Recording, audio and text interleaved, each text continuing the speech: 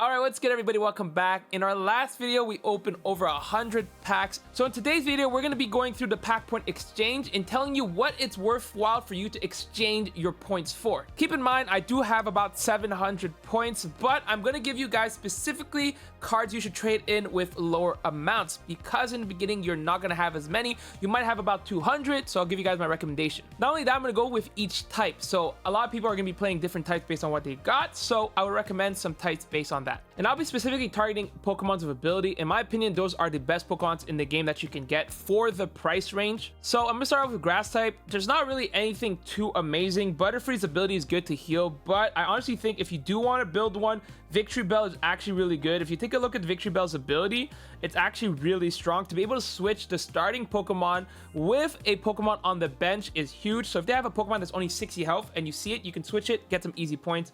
Keep in mind though, it has to be in your active spot and it is a stage 2, so a little bit harder to get. So when it comes to green, that's what I would recommend. And if you want a grass type that's actually really strong for like those aggressive decks, Executor is pretty strong because in fact, 1 green for 30 is insane, but you have the upside of dealing 60 damage for a stage 1 and it's only a basic. So it deals a lot of damage and it doesn't cost you much. Next up we have Fire type. To be honest, there's not really something that you must have. However, if you do want a Pokemon that's really good and really cheap, Ninetales for only 70 is actually really strong. The ability is 90 damage for 2 fire energy. You do have to discard one, but if you combine this with Blaine, you actually deal 120 damage. For a stage 1, you can knock out basically any stage 1, even some EXs. Really strong right there. Beside that, there's not really wow must have. Rapidash is okay. For 1 red, you do 40, so that's actually not bad when you consider like the cost.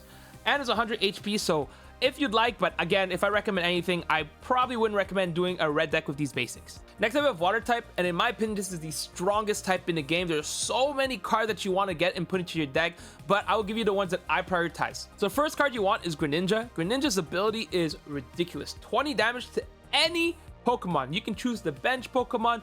You can do anything. And that, if you combine it with Articuno, you'll be slashing all the bench Pokemon, dealing so much damage and getting so much free points. Next up is Frostmoth. Snom and Frostmoth, in my opinion, are one of the best cards for control decks. Only costing 2 energy to use, Powder Snow makes the active Pokemon asleep for 40 damage. Damage is a little lower than average, but getting them asleep could be game changing. I've actually had a game when I got the opponent slept for 5 times. 5 times incredible. If you're playing a control deck, this is definitely a must-have. But like I mentioned, there's so many good Pokemons here. There's also Gyarados if you want to build Gyarados deck. I think the control Gyarados deck with Gyarados as well as Frostmoth is such a good deck combined together. And you can also, if you want to, you can build the, what's it called? Where is it? The Blastoise, but blue, in my opinion, is the strongest color in the game. Next up, we have Electric. There's honestly not really anything too amazing. If there is one I would recommend, it would be Jolteon. Jolteon's actually incredible, especially for a stage 1. Now, the reason I would pick Jolteon is just due to the fact that it has incredible upside when it comes to damage. You flip 4 coins, for every head, you deal 40 damage. This can deal 160 damage, which can kill a lot of EXs in the game. But on average, you'll be dealing 80, which is pretty good for 2 energy. And it's only a basic. But besides that, nothing really great. You might want to use Magneton, but I honestly think Magneton is not great. Magneton's ability basically lets you take electric energy, attach it to him, but his attack is so weak. For 4 energy, deal 60. Honestly, I think there's better options or better colors.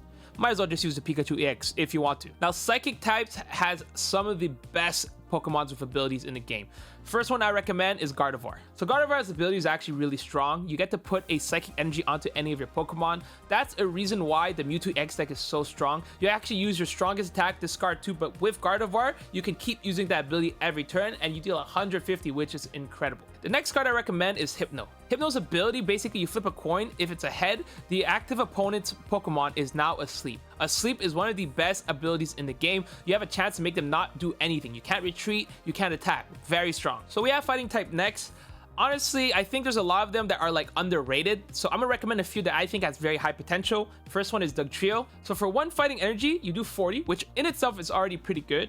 But you flip a coin. If heads, he does not take any damage. Dugtrio will take 0 damage, which is especially good if you knock out an opponent's Pokemon and then they bring out an EX. The EX will deal no damage to Dugtrio, meaning you get another free turn, which is incredible. Now, I want to bring up Golem. If you do Dugtrio and you want to build a deck with Golem Dugtrio, I think it's good because you have Brock that can accelerate Golem and you can deal 150 damage. You do, however, deal damage to yourself, but 150 damage is on par to a lot of damage that EX Pokemons would be using. So that would be something to put into consideration. A card I think is underrated is Grapple Lock. So for 3 energy, you deal 70 damage, but you basically do Sabrina's effect. So you just take out the Pokemon and they swap it out.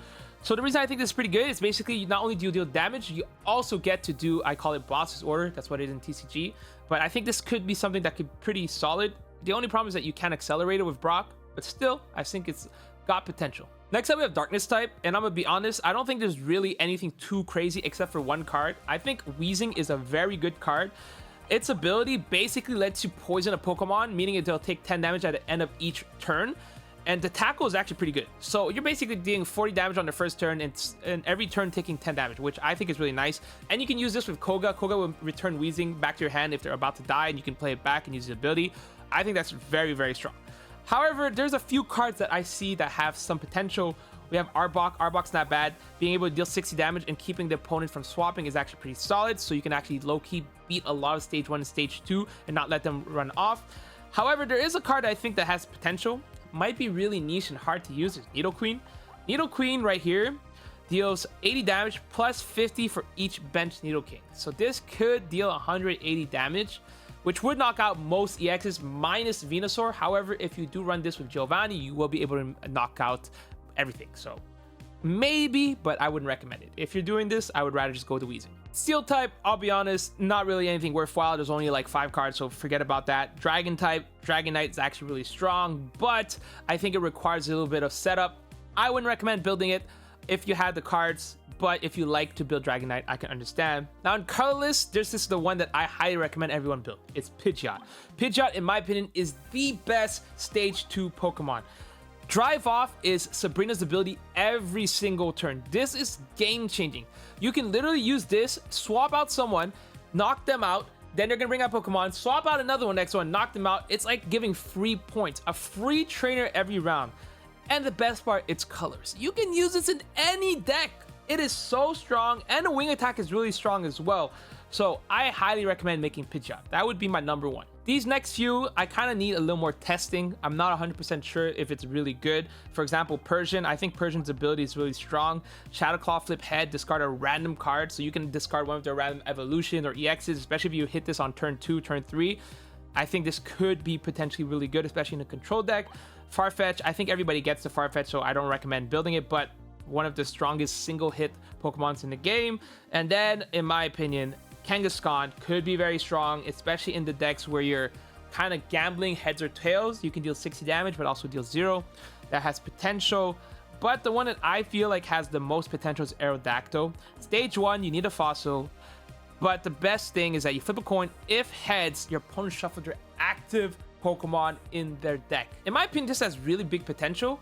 And I think it's very strong because if you get a heads and you knock back a stage 2 Pokemon back to their deck, that can be game changing. They're only gonna have basics left, and all you gotta do is swing with your other Pokemons and keep dealing damage. Maybe even use this in a deck with like Greninja and stuff like that by poking damage on the side or with poison. Who knows? I'm not 100% sure, but this seemed like it has a lot of potential. And when it comes to supporters, honestly, it really depends on what you want to build. If you have a blue deck, I highly recommend getting Misty. You definitely need to get the Misty. It's very strong. Green decks, the heal deck, Erica, very strong. Again, based on what color you use, you definitely need that. But if there's anyone I recommend, you have to get Sabrina. Sabrina is a must get. It is one of the strongest, if not the best supporter in the game that you get by. Obviously, Professor Oak or Professor's Research is the best. But if you can get this, it's huge. It helps. It can win games. Really, honestly, can win games. I personally wouldn't spend on these, right? If you want to get the art, sure. But me personally, I'd rather just get the meta stuff so I can grind out. There's so many cool stuff that you can get, but in my opinion, not worthwhile. Don't get these unless you really want to. But I think with the amount of stuff that you have, it's much better just to get the stuff that you can use in your decks. So to recap, I'll give you guys, if you had like 5 to choose, I'll give you guys the 5 that I would highly recommend, okay? The first thing, Sabrina. You gotta get Sabrina. Very good. If not, try to get Sabrina off of the Wonder Picks, but Sabrina really good. Then in the colorless, I recommend getting the Pidgeot. Pidgeot, very strong. I would prioritize number 1. Very good. Then number 3, when we're going to the fighting type, I would put this there. You know what? We'll put honorable mention Dugtrio. I think it's very strong. But real number 3, Gardevoir. You want to get Gardevoir. It's incredible, like helps you ramp up for your Mewtwo. Hypno would be number 4, just incredible when it comes to like the hypnosis, the sleeping. It's very strong. And then we'll also add on to this to Greninja. Greninja is number 5. We'll even add number 6 as a little bonus to go for the where is he? I think I passed him. Frostnom. You want to get Frostmoth, Greninja. So those right there, there's like 5, 6 that I highly recommend you get. Beside that, there's nothing really you have to get in red, nothing you really have to get in green. Maybe if you want the Executor or Victory Bell, but those are like the 6 that I would recommend getting, okay? Or you can save up your money to get EXs. Honestly, I think that basic decks without EXs can do very well. Matter of fact, I'm going to post a video where I had no EXs and the deck was incredible.